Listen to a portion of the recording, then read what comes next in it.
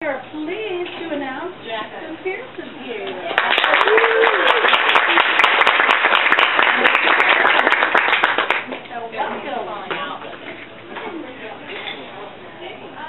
I'm going to feng shui for a minute.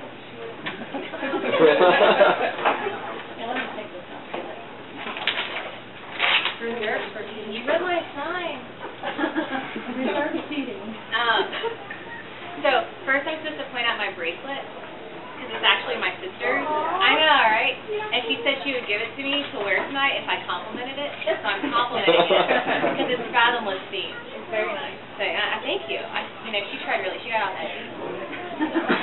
So a few weeks ago I did this talk at a school, and I got introduced to Jackson Pearce, the author of Fathomless. Which sounds like a really good book. Like, it sounds like a great book. It doesn't sound like the same book exactly, but I kind of like Fathomless, a novel. It sounds really good. But no, Fathomless. And so it's the third book in my fairy tale series. The first one was Sisters Red. It's a retelling of Little Red Riding Hood. The second one is Sweetly. It's a retelling of Hansel and Gretel.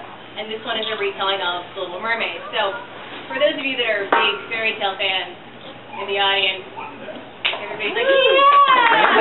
Fairy tale! Just me, actually. But for those of you that are big fairy tale fans, the first two are actually retellings of Grimm Brothers fairy tales. And this one is a retelling of a Hans Christian Andersen fairy tale. So there's a little bit of a difference there.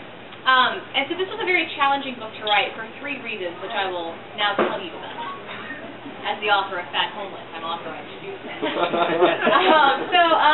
The thing about those Grimm stories, I don't want to say that it was easy necessarily to retell those, but the nice sort of perk to those is that there are so many versions of them. Like, there are so many versions of Red Riding Hood, it is ridiculous.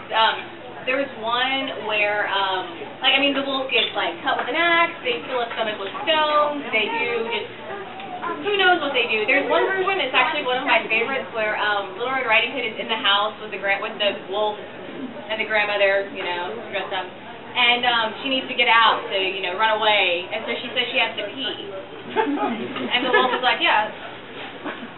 You gotta go. You gotta pee. And she's like, alright, I'll be right back. And she comes back with an axe. And then there's a million versions of Hansel and Gretel as well. There are so many, and because there are so many versions, it's kind of relatively easy to pick and choose what you want to sort of create a new story. But the thing about The Little Mermaid is there's only one version. There's one. You got Hans Christian Andersen's version, and that's the only one, kind of. Because while that is the only actual technically correct version of there's a baby that's unhappy. I'm talking about Fathomless. There's only one technically correct version of The Little Mermaid, but everybody knows the Disney version instead, because everyone here has seen it at least 3 or 4 times, correct? One of these audiences is going to go, no, and I'm going to be like, well, you guys suck. Don't know what's wrong with you exactly. So to sort of explain the differences, I'm actually going to go over the Disney version for those of you that have not seen it recently. I have. And then I'm going to talk about the actual Hans Christian Andersen version. So in the Disney version, we have Ariel, daughter of Triton. She has a bunch of mer sisters, all that have different colored hair, which leaves me with a lot of questions about mer genetics and the mer queen's fidelity. Just saying. She really wants to be where the people are, so she consults with a crab, and he's like, no, don't go up there, he's a Jamaican crab. No, don't go up there, it's a bad idea. And she's like, peace out, crab. And she goes to the surface, and she sees, Prince Eric, and he's on a boat dancing around with a dog, which is how you know he's a winner. Sheepdog. And then a storm hits, and he's thrown off the boat, and she's like, I can't have this happen. So she dives after him, and Ariel grabs Prince Eric, and she swims to shore, and she puts him on the shore, and she sings strangely close to his face, like some personal boundary issues or something. And she sings strangely close to his face, and then, she knows something's starting right now, if you'll recall. There's a scene with the rock where she's standing on it, sitting on it. And she goes back under the sea, she goes to the sea witch, and she says, sea witch, I must be with this boy, he's the love of my life. And Ursula the sea witch says, in the best Disney song ever, the best villain song that has ever been written, it's fantastic, and I sing it a lot in my car. And it scares my dog. In the very best song, she makes a deal, basically. The deal is that she will give Ariel legs for 3 days, and in exchange, she wants Ariel's voice. Now, after 3 days, if the prince has not kissed Ariel, then she's going to... It's a very scary story. After 3 days, if the prince has not kissed Ariel, then she'll become a mermaid again, and you'll be mine. I don't really know what she planned exactly. That's never really spelled out necessarily. Maybe she had some like aquatic house cleaning that needed to be done. But either way, she'll be hers after 3 days if there's no kiss. So Ariel goes to shore, and they dance around for a while with the prince and everything, and it's all very, very lovely and romantic. And then the sea witch is not such a fan of the way this is happening. And so she turns into an evil brunette named Vanessa. And she steals the prince away, and of course Ariel and her pals, they break up the wedding, and shenanigans ensue, and the prince drives the boat into the sea witch's stomach. And that's the end. But in the grand Disney tradition, of course, they live very happily ever after. And in this grand Disney tradition, they make 2 sequels. Each of which is worse than the previous one. Has anybody seen those? Because I've seen both of them. They're terrible.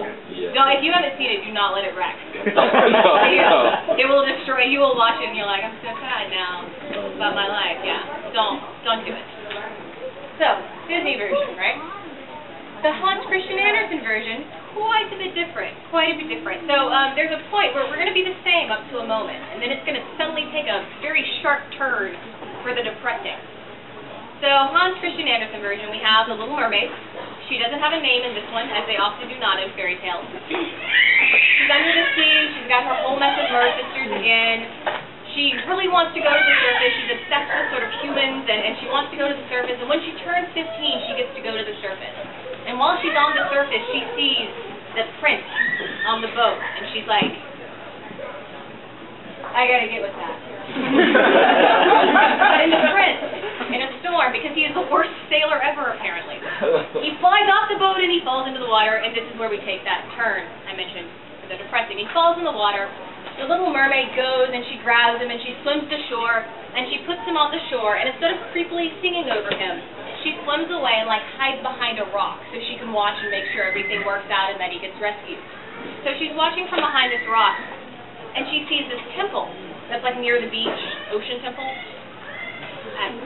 Hans Christian Andersen, Denmark. And so this girl from the temple, this temple girl, she comes down, and she's the one that actually like takes the prince and takes him, I guess, to an ancient mythical hospital or something.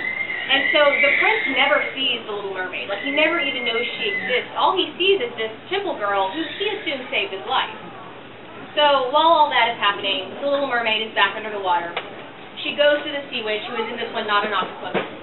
She goes to the sea witch, there's no song, and she says, sea witch. Yeah. And the sea witch is like, yeah, you gotta get with that. So, the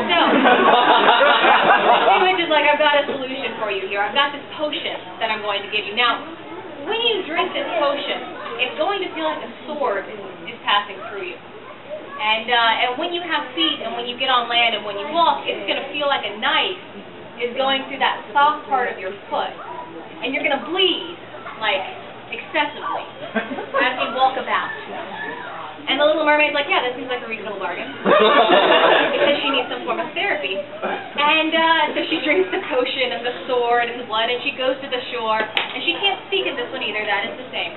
She goes to the shore, and I guess the prince doesn't notice the trail of blood, because he has a great time with her, and even though it hurts her so badly, he does a lot of dancing, or she does a lot of dancing and everything, because it makes him so happy. And again, I don't know how he does it. We already established he wasn't the brightest crayon in the box with the boat falling off things. But, so after a few days, though, things sort of, she's sort of, how's it going, Prince? Of course, you can't say that, so I guess she just, like, I practiced that in the mirror at home. I was like, no, I can't. And the prince says, you're great. You're so great. You're so cute. I like you so much, but I'm in love with that chick from the temple, the one that saved my life. And the Little Mermaid is very sad about this, and he gets married to the girl from the temple, who turns out to be a princess from a neighboring country, so it's all very on the royal up and up. And then the Little Mermaid turns into sea foam and dies. And that's the whole story. Yeah. Now later, Hans Christian Andersen realized this was the most depressing story in the universe, and so he wrote an alternate ending, which I think is cheating. I'm not allowed to do that, but he's allowed to do that, I guess.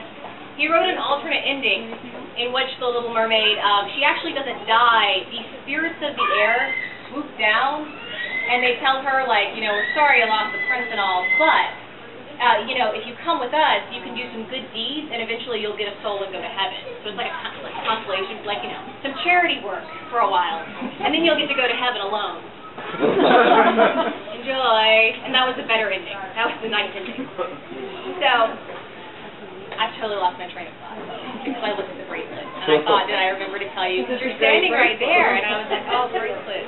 It's got an anchor on it. C is the thing. Took a lot of time on this bracelet. Oh, I haven't touched bracelet. Yeah.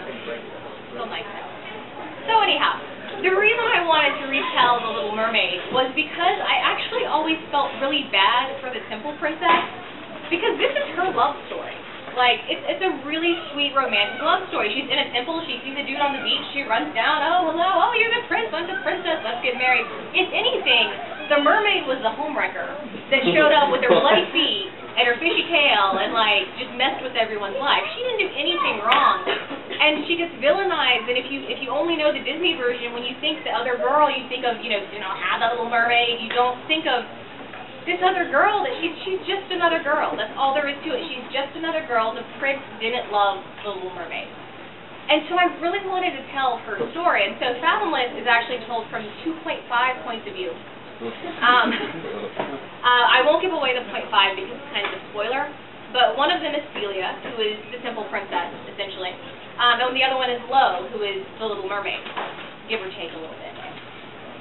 So that's part one of why this book was hard to write. We're on to part two now. It's a little bit easier, that one. That was the hard one. Now we're on to, they go in descending order.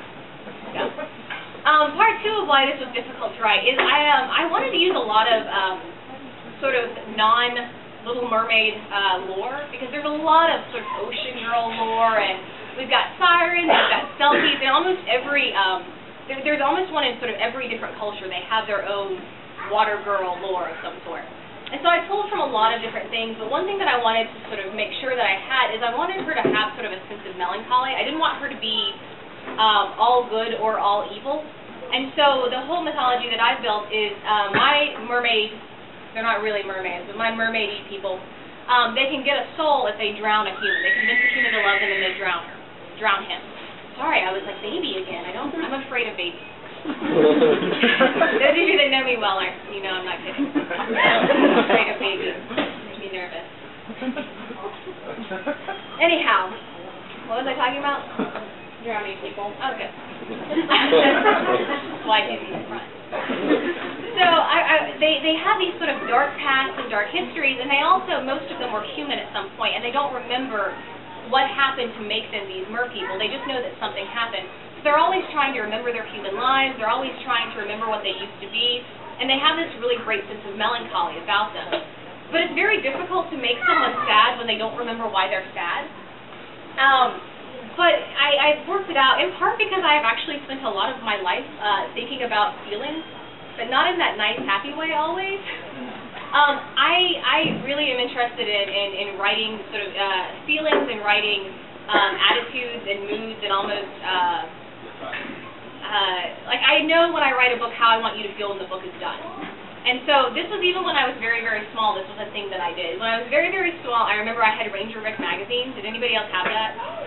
Elizabeth, you had to have Ranger Rick. Yeah, okay. And I remember this one actually had a raccoon on the cover. And it had a section on poetry in the middle, because I guess Ranger Rick was branching out a little bit. And so there was a section on how to write poetry. And it suggested that if you don't know what to write about, you pick a color. And then you write about how that color makes you feel. And I was like, because I was an arrogant child. No. Because I was an arrogant child, I was like, I'm not going to do like yellow and happy or pink and romantic. I'm going to do sad. I'm going to do brown and sad. And so I wrote a poem about being sad, and about the color brown. I'm going to recite it for you now. You guys are already laughing at my poem?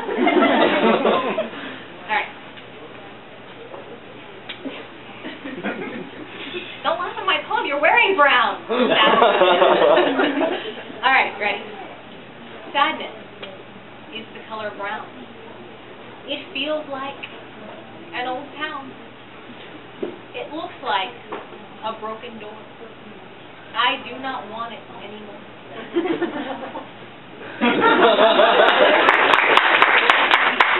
So I wrote that and I left it on my nightstand, and my mom found it. And she was like,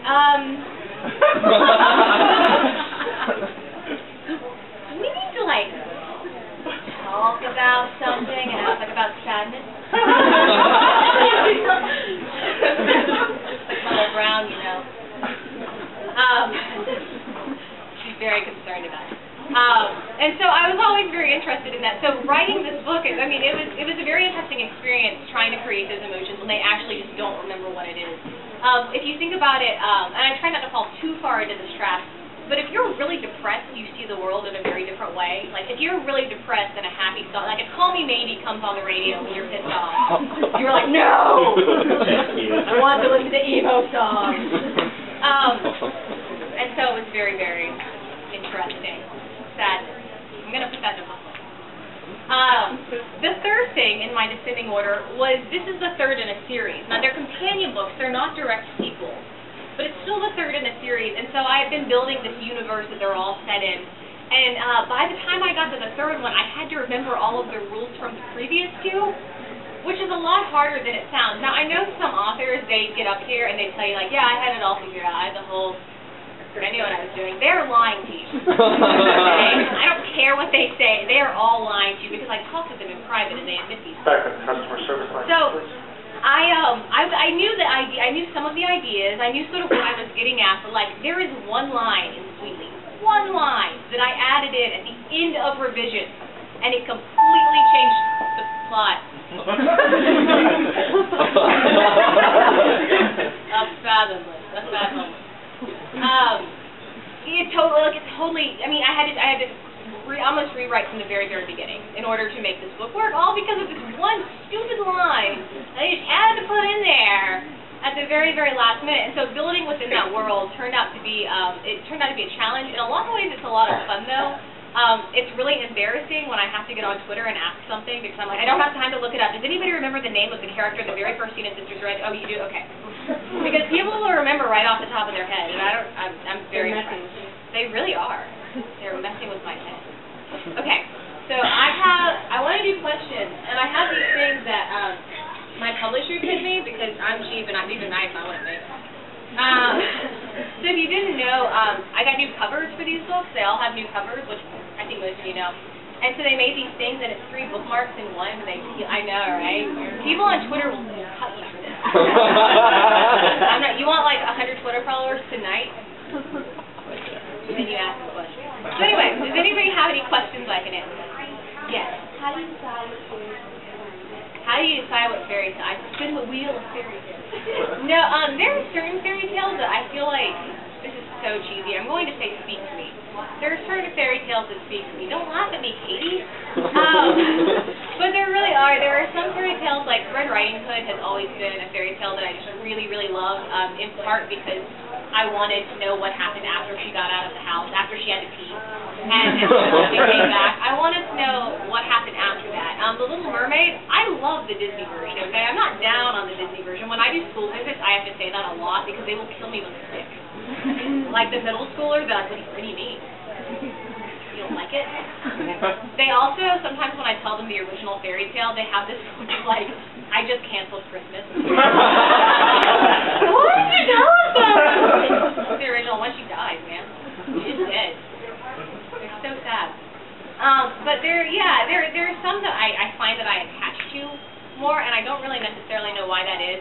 I will say they typically are the longer ones that have a little bit more plot going on, because there are some fairy tales that it's like, you know, one time a girl saw a robber and then he shot her. And that's deep. About that. Oh, I have to get here.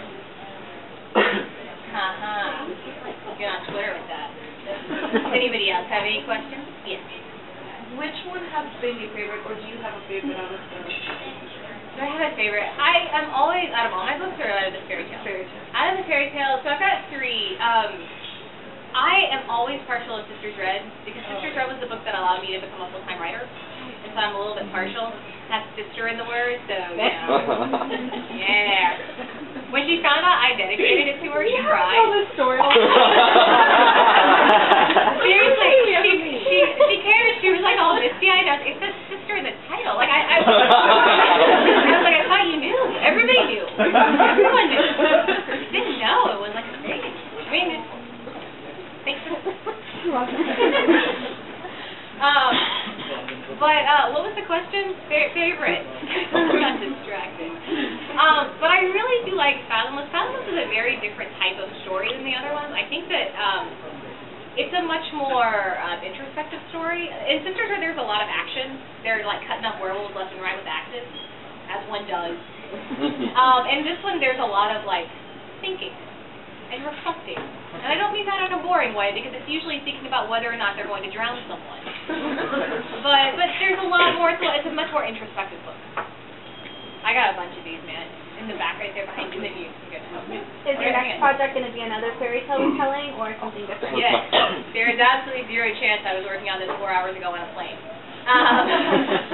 Yeah, my next one, we haven't announced it yet because we don't have a title.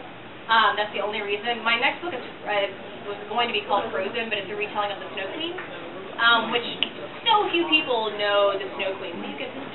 And that was his question too. Oh, was it? Okay. I got your back. Thank you. Katie's on it. Even though she's wearing brown.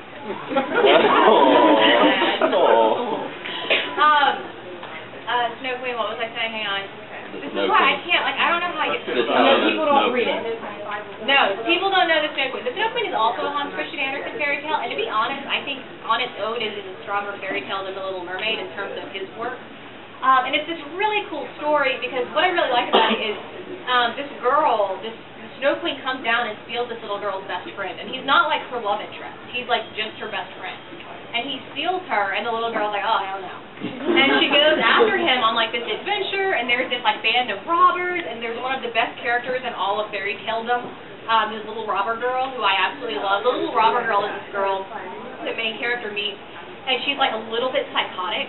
Like she'll say things like, you know, don't worry about my family of robbers, I'm not going to let them kill you. I mean, I'll kill you if I need to, but you don't need to worry about that. I'll do it myself.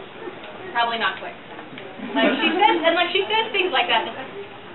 But that's my next one that I'm working on. But yeah, it was going to be called Frozen, but Disney is releasing a Snow Queen retelling next year called Frozen. And even though I am totally a fan of retellings, obviously, Disney has taken out all of the best things about Snow Queen. It's really depressing. I read the plot. Now the girl and the boy go on the adventure together, which to me the cool part was the girl went alone. Like that doesn't happen very often in fairy tales. So the girl and the boy go on the adventure together, and there's no little robber girl, not one. And what else is different about it? And and the Snow Queen's like her sister / Kristen Chenoweth, I think. I don't know. I'm not very excited about it. I'm sad. But now I have to change my title, and I can't think of one. Every one I come up with either sounds like a vampire book or a dirty romance. Like we're going around like frozen heart, colder heart, bitten heart. Wait. Like, that we can't come up with, yeah, we're stuck. If you've got one, email me. Let me know. Anyone else? In the back? When did you first start writing? When did I first start writing? Well, my poem years, I call it my color period. I first started writing sort of I wanted to start writing novels when I was about 8 or 9, somewhere in there, and I remember we had Windows 3.1 on the family computer. Yeah. Awesome. It was awesome at the time. It was Oregon Trail and Word. You don't need anything else, okay? Like, that's it. Like, oh, we have dysentery, then I'm going to go write a book. So that was the first time I tried writing a sort of a novel-length work. I think I got 8 pages in, and I didn't really understand a lot about copyright law, so some of those pages were songs from Beauty and the Beast. But the first time I wrote a novel-length work, I was in high school. I think I was probably a freshman or a sophomore when I started working on it, and I finished it when I was a senior, and then I rewrote it when I was in college, and it's still really bad. Like no, like it's like a crap novel. That's why it's not published. People are like, "Are you gonna go back to it?" I'm like, "No." No. Have you read it? No. No. Yeah, it's not very good. So yeah, I'm not gonna go back to it. If that was the next question, I'll just. I should give these to you. Yeah. Is there any book that you started writing but never actually finished? There are a few. There was I do NaNoWriMo every year, which is National Novel Writing Month. You write a novel in 30 days. I was about to say 50 days, but that would be too easy. You write a 50,000-word novel in 30 days, and so there were a few that I started for that, and then I abandoned. There was a ghost story actually. And a lot of that ghost story became As You Wish.